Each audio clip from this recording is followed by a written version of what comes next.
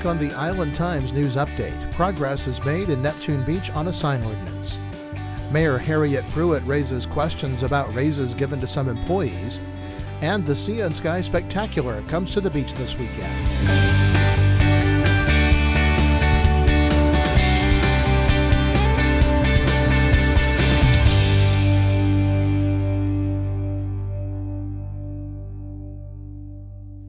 Welcome to the Island Times News Update. I'm Tom Patton. The Neptune Beach City Council Monday night passed on first read the most recent version of its sign ordinance after several last-minute amendments were proposed by Councilor John Jolly and Vice Mayor Richard Arthur. Jolly had attempted to reinsert a sunset clause into the ordinance, which would have required all signs to be brought into compliance by June 30th, 2016. But that idea was strongly opposed by Councilor Scott Wiley, who had worked hard to have the original sunset date removed from the ordinance. It was to I was under the impression that we as a council voted some time ago to remove the sunset date. We voted on that. And if I'm not mistaken, I don't know what the vote was. I think it was 3-2. How can this one section be brought back up again? Vice Mayor Arthur also said he was opposed to putting a hard deadline on businesses for bringing signs into compliance, and the amendment died for lack of a consensus among the commission.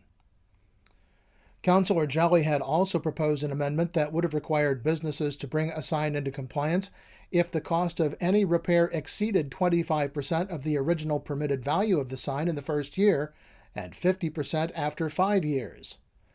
But the council could also not agree to move that amendment forward with the main bill. The amendments that did pass include one that allows repairs to a non-conforming sign that is damaged but is designed to have panels blow out to prevent structural damage to the sign, and one that eliminates different provisions for signs at multi-tenant businesses.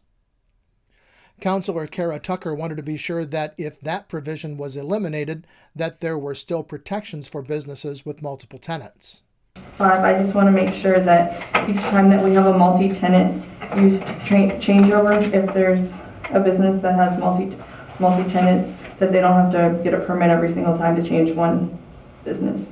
The commission passed the ordinance on first read at a special meeting immediately following the workshop meeting. It will be reviewed by the city attorney and workshopped again before coming up for a final vote on November 3rd. Neptune Beach will not restrict parking to 2 hours in most municipal spaces, at least for the time being.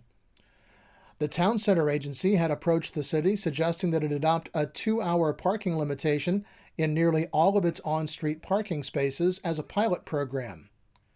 A survey conducted by the Town Center Agency had found that 68% of the people visiting Town Center spend less than 2 hours in a parking space.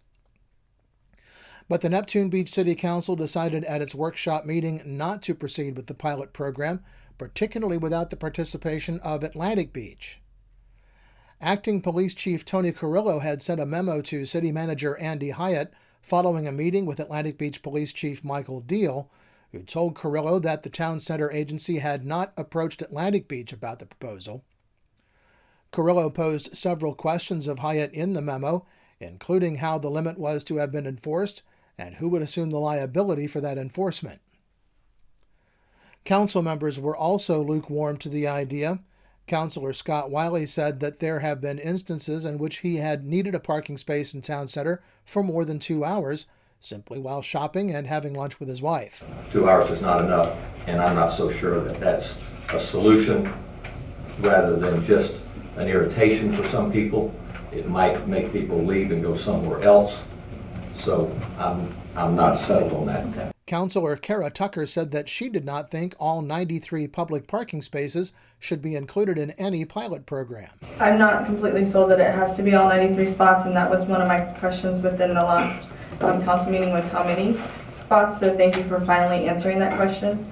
And I've also talked with several of the businesses as well in regards to this. I would be fine with supporting a small number if we wanted to try it. I agree with the issue in regards to the signs, because we don't want to lose our small town feel. And yes, there isn't, some nights it is busier than others, but being able to get around to the different areas with accessible parking spots and regular parking spots as well But if you're local, you know where to find the parking spots, so you just have to be patient when you come. And we still want to remain welcoming so we can continue to be a destination, so that's all I have. Tucker said that as few as 5 and as many as 20 spaces might be adequate for a test. Councilor John Jolly said that there were competing interests in Town Center when it comes to parking. People who want to have people come in and shop and look around and stuff, and they want people to stay for 2 or 3 hours. And then we have the people trying to sell food. They want people to come in, eat, and get out so they can get somebody else to come in. So we've got a conflict there, and I'm not sure which way to go on that. Mayor Harriet Pruitt said she thinks the state, rather than the city, needs to put a 2-hour parking restriction on A1A. The people that work in these businesses every single day, 7 days a week, go down there and park in those parking spaces that keep the citizens of the beaches from coming down and parking all day long. Those cars are parked there because I see them at 8 o'clock in the morning and I see them at 9 o'clock at night. Pruitt said the city should write a letter to the state to request a 2-hour parking limit on A1A in Neptune Beach. Still unresolved is the use by South Coast Capital of an easement in the parking lot between Lemon Street and Atlantic Boulevard that's been free to the developer for more than 2 decades. The city has proposed charging the developer for use of that easement, but Vice Mayor Richard Arthur said that rather than have money change hands, the city should propose that they continue to be allowed to use the easement for free if they would open up the lot on the south side of Lemon Street for public parking during the hours that it sits mostly empty. South Coast Capital was not able to send a representative to the meeting.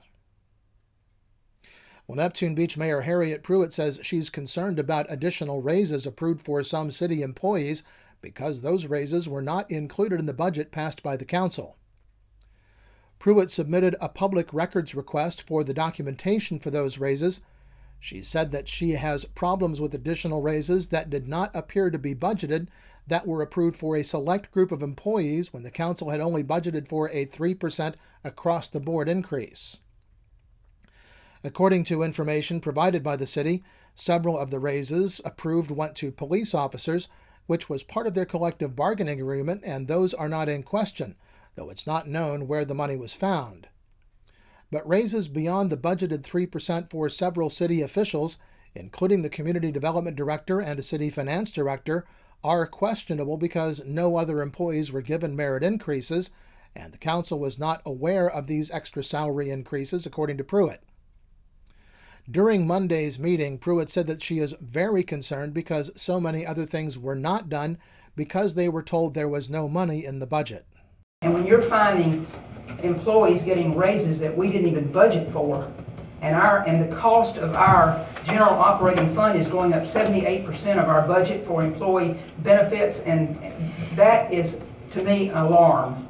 And the fact that now we have found out that comp time is being sold back, that is alarming too. And I think we need to get a handle on it. Pruitt also said she has real issues with a buyback of comp time from former city manager Jim Jarboe, which according to the documents requested by Pruitt amounted to $20,000. Jarboe's final check from the city also included payment for additional comp time, and all of those payments were written on a separate payroll account. Pruitt called the buyback of comp time alarming. City Finance Director Steve Ramsey said that Jarboe had approved the merit increases for the employees who received them. Pruitt said that by her estimate, the raises approved for those employees amounted to about $15,000 that was not itemized in the amended budget before the council on Monday. Ramsey said that there was sufficient money in the payroll account to cover the raises, so they did not need to be itemized in the amended budget. In all, the amended budget grew by $148,637, and several on the council said that they would like to know where that money came from. Pruitt asked that Ramsey provide details by the next meeting, which will be held November 2nd. The amended budget document also shows a general fund increase of $167,753, attributed largely to grants for the police department. A couple of other notes. The Neptune Beach Council instructed City Manager Andy Hyatt to prepare an RFP for the city's trash service. The city's contract with Waste Pro expires in May of next year, and there had been a suggestion that the city extend the contract for a year while some issues such as tipping fees are resolved. But the consensus of the council was for the city to go ahead and open bids for a new contract. The council also passed a resolution opposing the practice of fracking anywhere in the state of Florida or in coastal waters in the Atlantic Ocean and the Gulf of Mexico.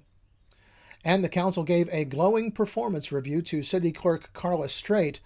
Straight took over the position in October of last year when Lisa Volpe was let go by the city. Well, when we come back, it's time for the Sea and Sky Spectacular. This is the Island Times News Update. Beaches Academy Child Care Center in Jacksonville Beach has been offering affordable, loving child care to families in the Beaches communities for 35 years. Conveniently located on Penman Road, Beaches Academy offers care for children from infants through preschool, with programs that encourage learning and outdoor play. Our affordable tuition means families can get quality child care at a price that fits their budget. Contact Beaches Academy at 246-3885 and schedule a tour of our center. Beaches Academy, the child always comes first. Charlie's Tropic Heating and Air Conditioning in Atlantic Beach offers a full range of residential and commercial heating and air conditioning services, from new installation to replacement and remodeling. Charlie's Tropic Heating and Air Conditioning can keep your home comfortable year-round, and they offer preventive maintenance contracts to keep your system running at peak efficiency. Charlie's Tropic Heating and Air Conditioning is an authorized Bryant dealer and will service all brands. For year-round comfort in your home or business, contact the original Charlie's Tropic Heating and Air Conditioning at 241-1788. Welcome back to the Island Times News Update. I'm Tom Patton. Well, Jacksonville Beach has barely caught its breath from a major festival last weekend and now has one of the region's premier events ready to go. Oktoberfest last weekend drew tens of thousands of people to Jacksonville Beach for 2 days of food, music, and beer. And one of the main attractions of the event was a 100-foot Ferris wheel, which gave visitors a chance to see the beach from a perspective normally reserved for the pelicans, seagulls, and high-rise condo owners. This weekend, the Sea and Sky Spectacular comes to the beach, and people are expected to flock to the beach to see the U.S. Navy Blue Angels perform. The annual air show normally alternates between the beach and NAS Jacksonville on the river, but the 2015 show is the first of 2 in a row to be presented at the beach. That's due to planned runway construction at NAS Jax next year. But then the beach will be without the sound of FA-18 Hornets flying low over the beach until 2019, as the sister base will also host 2 shows in a row. The Blue Angels are not the only acts planned for the event. Other military aircraft in the show will be the P-3 Orion and P-8 Poseidon, an F-4U Corsair, F-15 and F-16 fighter airplanes, and Scooter Yoke's P-51. Airshow legend and National Aviation Hall of Fame honoree Patty Wagstaff, a resident of St. Augustine, will perform, as will the Geico Skytypers and Rob Holland. Now, parking in Jacksonville Beach will be limited on Saturday and Sunday. The city of Jacksonville will be running shuttles every 15 minutes from the FSCJ South Campus East parking lot to the drop-off point near the festival entrance on Pablo Avenue. Parking there is $10 per car, and the shuttle ride is free. Beaches residents might want to plan to use the trolley to get back and forth from their homes to Jacksonville Beach.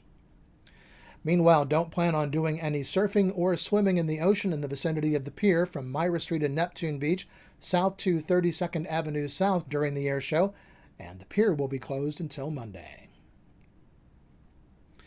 The city of Atlantic Beach will take another step towards acquiring the property at 280 Camellia Street, with a consideration of a resolution to amend the city's budget and make funds available for the purchase. The property is currently vacant and would be a short sale. It could provide access to the city's marsh preserves, including the Tideview Preserve, which is closest to the property to be acquired, River Branch Preserve, and the Dutton Island Preserve. Atlantic Beach will also pursue a Coastal Partnership Initiative grant to help offset some of the expected $200,000 cost of the property. And the city on Monday night will vote on a 3% pay increase for the city manager and the city clerk. Well, after extensively remodeling a large portion of a building and opening to much fanfare last February, World of Beer in Jacksonville Beach abruptly closed last weekend. Employees were reportedly told in mid-shift on Saturday that the business would close. A sign in front of the establishment said it would be closed indefinitely, and Wednesday people were moving furniture and fixtures out of the building on 3rd Street. The bar opened earlier this year after taking over the spaces formerly occupied by Mambo's Cuban restaurant and a yogurt shop. It offered craft beers and bar food. The owners of the Jacksonville Beach location also operate a World of Beer franchise on the south side, which remains open, and a new franchisee could come in and take over the space in Jacksonville Beach. The third annual historical tour of H. Warren Smith Cemetery in Jacksonville Beach will be held at 2 p.m. Sunday, November 1st, and yes, that's the day after Halloween. The cemetery is the location of the graves of a former CBS Vietnam War correspondent who was eulogized by Walter Cronkite, John F. Kennedy's right-hand man on PT 109, prisoners of war from World War II and the Civil War, a former sports personality from the 1950s, and well-known Beaches residents such as Huey Osterreicher and Arthur Penman. The tour will be led by journalist and Beaches history detective Johnny Woodhouse. It starts and ends at the entrance to the cemetery on Penman Road, and you're asked not to park in the cemetery so that other cemetery visitors are not interrupted by the tour. The event is limited to 40 participants, and tickets are $7 for museum members and $10 for non-members. Well, the National Weather Service says we can expect pretty great air show weather this weekend, with partly to mostly sunny skies and highs in the mid to upper 70s, with lows right around 70. Then there's a chance of showers Monday, Tuesday, and Wednesday, with highs still in the mid to upper 70s. The Island Times is always digital, always free at www.theislandtimes.com. Like us on Facebook and follow us on Twitter to be the first to know about stories posted in the Island Times. I'm Tom Patton. Thanks for watching.